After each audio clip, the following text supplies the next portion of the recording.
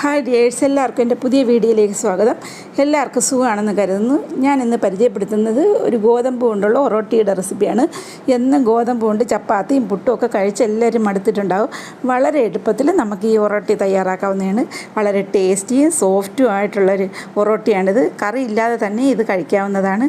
എന്നാലും ഞാനൊരു ചിക്കൻ്റെ കറിയും കൂടെ നിങ്ങൾക്ക് പരിചയപ്പെടുത്തി തരുന്നുണ്ട്. അത്ര ടേസ്റ്റി ആയിട്ടുള്ളൊരു ഒറട്ടിയാണ്. എൻ്റെ ഈ വീഡിയോ സ്കിപ്പ് ചെയ്യാതെ കണ്ടൊന്ന് സപ്പോർട്ട് കൂടെ തരിക.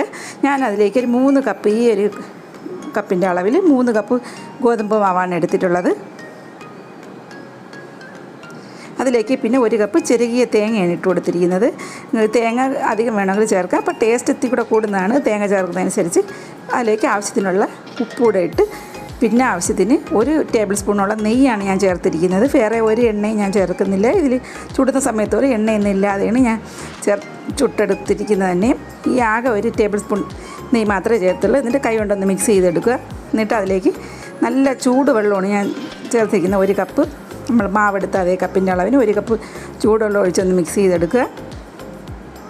തിളയ്ക്കേണ്ട ആവശ്യമില്ല. പിന്നെ ഞാൻ 1 കപ്പ് കൂടെ എടുത്തിട്ടുണ്ട്.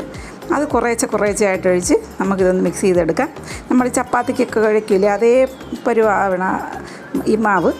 അതേപോലെ നമുക്കിതൊന്ന് മിക്സ് ചെയ്ത് എടുക്കാം. ഇത് പാത്രം ഇതിൽ നിറഞ്ഞിരിക്കുന്നതുകൊണ്ട് ഇത് ഇളക്കാനൊക്കെ പാടാണ്. ഞാനങ്ങനെ വേറൊരു പാത്രത്തിലോട്ട് ഇത് മാറ്റി കൊടുത്തിട്ടുണ്ട്, കുഴയ്ക്കുന്ന സൗകര്യത്തിന് വേണ്ടിയിട്ട്. പിന്നെ ഞാൻ 2 ടേബിൾ സ്പൂണുള്ള വെള്ളം കൂടെ ചേർത്ത് കൊടുത്തിട്ടുണ്ട്. നിങ്ങൾക്ക് വേണമെങ്കിൽ ചേർത്ത് കൊടുക്കുക. നമ്മൾ ചപ്പാത്തിയുടെ അതേ പരുവത്തിന് ഇത് ഞാൻ കുഴച്ചെടുത്തിട്ടുണ്ട്. നമ്മൾ നേരത്തെ മാവെടുത്ത അതിൽ തന്നെ ആക്കി നമുക്കിത് അടച്ച് ഒന്ന് മാറ്റി വയ്ക്കാം. ആ സമയത്ത് ഒരു കറി തയ്യാറാക്കാനാണ്. അതിൻ്റെ മുകളിൽ അല്പം എണ്ണയും കൂടെ തടവിയിട്ട് വേണം മാറ്റി വയ്ക്കാൻ, അല്ലെങ്കിൽ ഡ്രൈ ആയി പോവും. സൈഡിലോട്ട് ഞാൻ മാറ്റി വെച്ചിട്ട് പിന്നെ ഒരു ചിക്കൻ കറി തയ്യാറാക്കുന്നുണ്ട്. അതിലേക്ക് ഒരു പാത്രം എടുത്ത് അതിൽ 2 ടേബിൾ സ്പൂണോളം എണ്ണയാണ്, വെളിച്ചെണ്ണയാണ് ഞാൻ ചേർത്ത് കൊടുത്തിരിക്കുന്നത്. അതിലേക്ക് പട്ട, ഗ്രാമ്പു, ഏലയ്ക്ക അതൊന്ന് ഇട്ട് കൊടുക്കുക ആദ്യം. അതൊന്ന് ചെറുതായി പൊട്ടി വരുമ്പോഴത്തേക്ക് 2 ബേ ലീഫ് കൂടെ ഇട്ട് കൊടുത്തിട്ടുണ്ട്. പിന്നെ 2 ടേബിൾ സ്പൂണോളം ഇഞ്ചി വെളുത്തുള്ളി പേസ്റ്റാണിത്. അതൊന്ന് ഇട്ട് മിക്സ് ചെയ്ത് ആ പച്ചമണം മാറുന്നവരെ ഒന്ന് വഴറ്റി കൊടുക്കുക.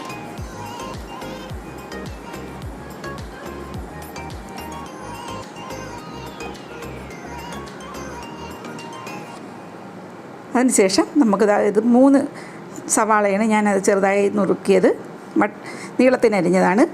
അതിട്ടൊന്ന് വഴറ്റി കൊടുക്കാം.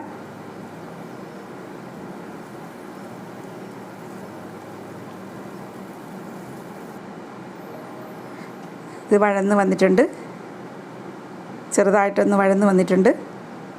അതിലേക്ക് പെട്ടെന്ന് വഴന്ന് വരാനായിട്ട് ഒരല്പം ഉപ്പൂടെ ഇട്ട് കൊടുക്കാം.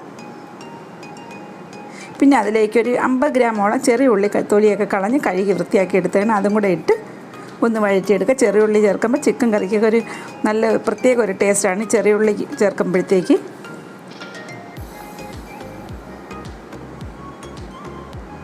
പിന്നെ 2-3 പച്ചമുളക് നീളത്തിൽ ഒന്ന് വട്ടത്തിന് അരിഞ്ഞതും, പിന്നെ അല്പം കറിവേപ്പിലയും കൂടെ ഇട്ട് അതും കൂടെ ഇട്ടൊന്ന് വഴറ്റിയെടുക്കാം.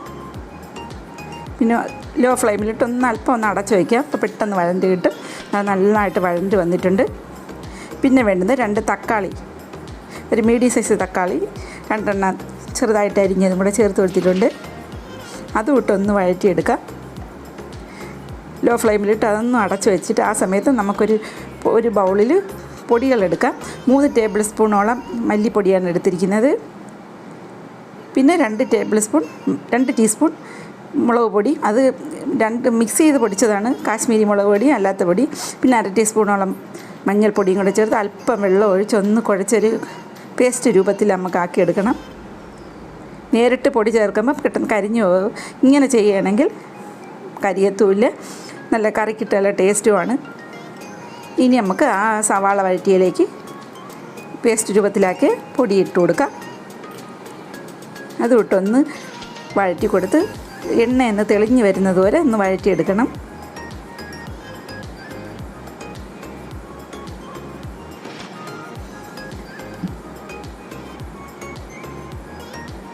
അതിലേക്ക് 1 ടീസ്പൂണോളം ചിക്കൻ മസാലയാണ് ചേർത്ത് കൊടുത്തിരിക്കുന്നത്. നിങ്ങളുണ്ടെങ്കിൽ ചേർത്ത് കൊടുത്താൽ മതി. അതൊന്ന് വഴറ്റിയെടുക്കാം. പിന്നെ നമ്മൾ 1 കിലോ ചിക്കനുണ്ട്, കഴുകി വൃത്തിയാക്കി വെള്ളം വരാൻ വെച്ച ചിക്കനാണിത്. അതിട്ട് ഒന്ന് ഈ മിക്സ് ചെയ്തെടുക്കുക. ആവശ്യത്തിനുള്ള ഉപ്പൂടെ ചേർത്ത് അരപ്പെല്ലാം കൂടെ അതിൽ മിക്സ് ചെയ്ത് നമ്മൾ വഴറ്റിയതെല്ലാം കൂടെ ഒന്ന് ചേർത്ത് ഇതിൽ മിക്സ് ചെയ്തെടുക്കാം.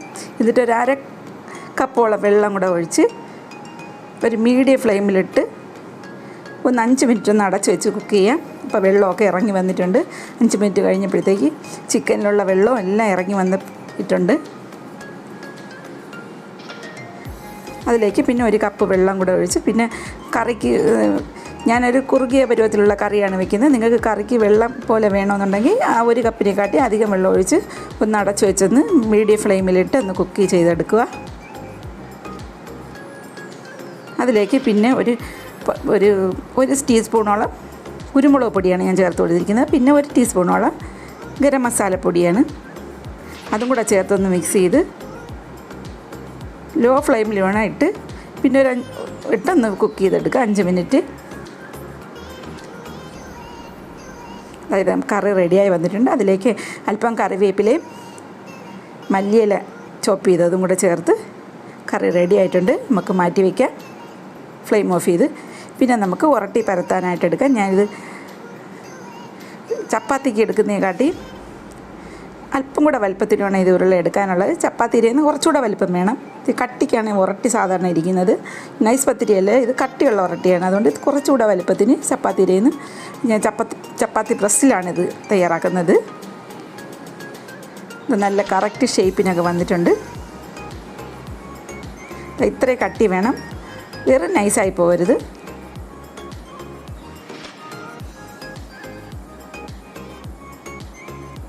ഇത്രയും കട്ടിയുണ്ടെങ്കിൽ ഉരട്ടി നല്ല അതേപോലെ നമുക്ക് അടുത്തതും കൂടെ ഇതേപോലെ പരത്തിയെടുക്കാം. പ്രസ്സിൽ വെച്ചൊന്ന് പ്രസ് ചെയ്തെടുക്കാം. ഞാൻ വേറെ രീതിയിലൂടെ കാണിക്കുന്നുണ്ട്. നിങ്ങൾക്ക് പ്രസ് ഇല്ലാത്തവർക്ക് ഞാനൊരു പ്ലാസ്റ്റിക് ഷീറ്റ് എടുത്തിട്ട് അതിനകത്ത് അല്പം എണ്ണയും കൂടെ ഒഴിച്ചൊന്ന് മൊത്തത്തിലൊന്ന് തടവി എടുത്തിട്ട് ഒരു ഉരുള എടുത്ത് വെച്ചിട്ട് ഇതേപോലെ കൈ കൊണ്ട് ഒന്ന് അമർത്തി കൊടുത്തിട്ട് ചപ്പാത്തിയുടെ റോൾ വെച്ച് ഒന്ന് ഇതേപോലെ ഒന്ന് പരത്തിയെടുക്കുക. പ്രസ്സില്ലാത്തവർക്ക് ഇങ്ങനെയും തയ്യാറാക്കാവുന്നതാണ് ഉരട്ടി. പണ്ടൊക്കെ ചപ്പാത്തി പലക ഉണ്ടായിരുന്നു, അതിലാണ് എല്ലാവരും ഉരട്ടിയൊക്കെ ഉണ്ടാക്കുന്നത്. ഇവിടെ എനിക്കും ഉണ്ടൊരു ചപ്പാത്തി പലക, ഞാൻ അതെടുത്തില്ല. കണ്ടില്ലേ, നല്ല കറക്റ്റ് സൈസിൽ നമുക്ക് കിട്ടിയിട്ടുണ്ട്. അതേപോലെ ഷേപ്പ് വന്നില്ല എന്നുണ്ടെങ്കിൽ ഇതേപോലെ ഒരു അടപ്പെടുത്ത് വെച്ച് ഇതേപോലെ ഒരു റൗണ്ടുള്ള എടുത്ത് വെച്ച് ഇതുപോലെ ഒന്ന് ഷേപ്പ് അപ്പോൾ ഷേപ്പായിട്ട് കിട്ടുകയും ചെയ്യും.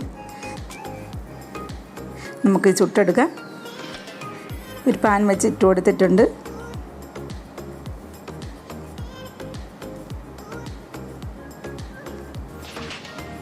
തിരിച്ച് മറിച്ച് വിട്ട് നമുക്ക് 2-3 പ്രാവശ്യം അങ്ങോട്ടും ഇങ്ങോട്ടും തിരിച്ച് മറിച്ച് വിട്ട് നമുക്കിത് ചുട്ടെടുക്കണം. ഞാൻ എണ്ണ നെയ്യോ ഒന്നും ഞാൻ ചേർക്കുന്നില്ല.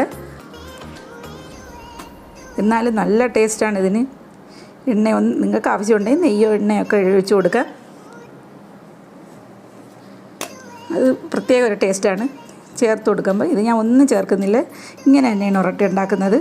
കണ്ടില്ലേ, റെഡിയായി വന്നിട്ടുണ്ട്.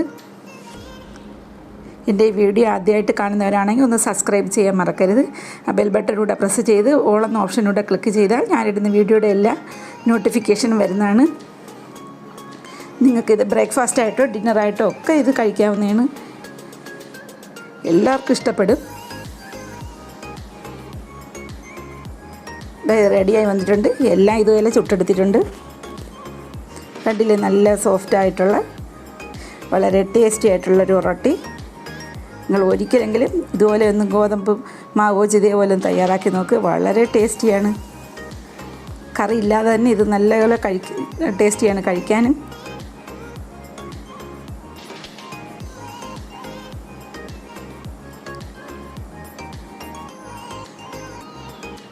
ചിക്കൻ കറി ഞാനൊരു ബൗളിലോട്ട് മാറ്റിയെടുത്തിട്ടുണ്ട്. നല്ല ടേസ്റ്റി ആയിട്ടുള്ളൊരു ചിക്കൻ കറിയാണിത്. എല്ലാവരും ഒന്ന് പരീക്ഷിച്ച് നോക്കുക, ഉണ്ടാക്കി നോക്കുക. എൻ്റെ ഈ വീഡിയോ എല്ലാവർക്കും ഇഷ്ടപ്പെട്ടെന്ന് കരുതുന്നു. ഇനി അടുത്ത വീഡിയോ ആയിട്ട് കാണും വരേക്കും എല്ലാവരും ഹാപ്പി ആയിട്ടിരിക്കുക. Thank you for watching. By.